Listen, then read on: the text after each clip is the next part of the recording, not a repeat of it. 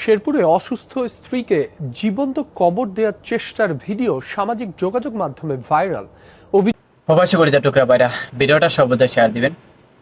আমরা প্রবাস থেকে যখন এরকম কোনো নিউজ দেখতে পাই, নিউজ ফিডের মধ্যে নিউজ আসে, তখন আমরা বাংলাদেশি হিসাবে লজ্জাবোধ করি। বাংলাদেশের পরিচয় দিতে আমরা মানুষের কাছে দ্বিধাবোধ করি।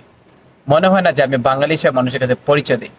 কেননা ভাই, বর্তমানে সৌদি আরবে যারাই রয়েছেন তারা কিন্তু বাংলাদেশের নিউজ বা বাংলাদেশের অবস্থান সম্পর্কে জানতে চান আমাদের কাছ থেকে।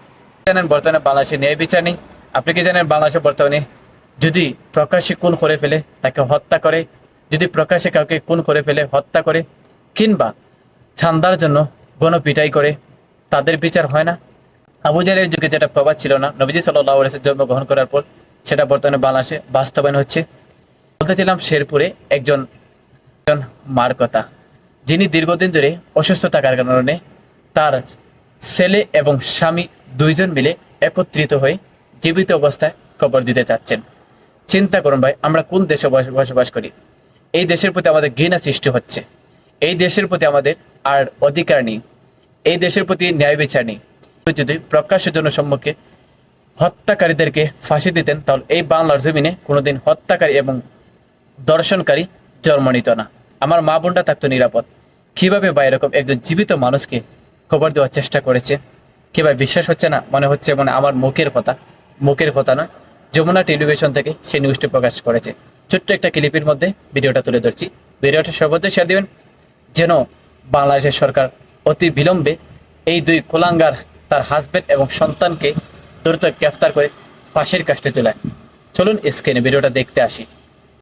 শেরপুরে অসুস্থ স্ত্রীকে জীবন্ত কবর দেওয়ার চেষ্টার ভিডিও সামাজিক যোগাযোগ মাধ্যমে ভাইরাল। অভিযুক্ত স্বামী পলাতক। ঘটনাটি শ্রীবর্দী উপজেলার মধ্যপাড়া গ্রামের। পুলিশ জানায়, অভিযুক্তের নাম খলিলুর রহমান। ছেলেমেয়ের বিয়ে হয়ে যাওয়ার পর থেকে অসুস্থ শয্যাশায়ী স্ত্রীকে একাই দেখভাল করতেন খলিলুর। বৃদ্ধ বয়সে সেবা করা নিয়ে ভুগছিলেন মানসিক অশান্তিতে।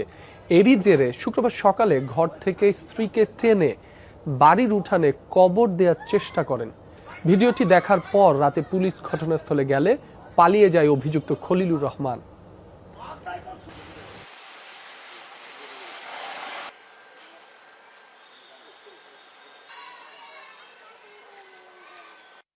ভিডিওটা আমরা দেখার পরে তাৎক্ষণিক ঘটনাস্থলে পুলিশ প্রেরণ করা হয়। দীর্ঘদিন যেটা জানা গেল, মহিলাটা দীর্ঘদিন ধরে কমিটি গাইডলাইন স্ট্রাইক চলে আসবে, যার কারণে সম্পূর্ণরূপে দেখাতে পারছি না।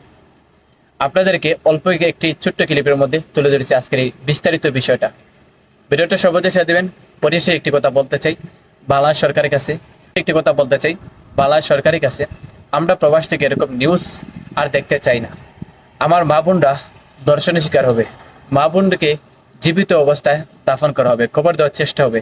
আমরা প্রবাস থেকে এগুলো নিউজ দেখবো আমরা কখনো আশা করি নাই।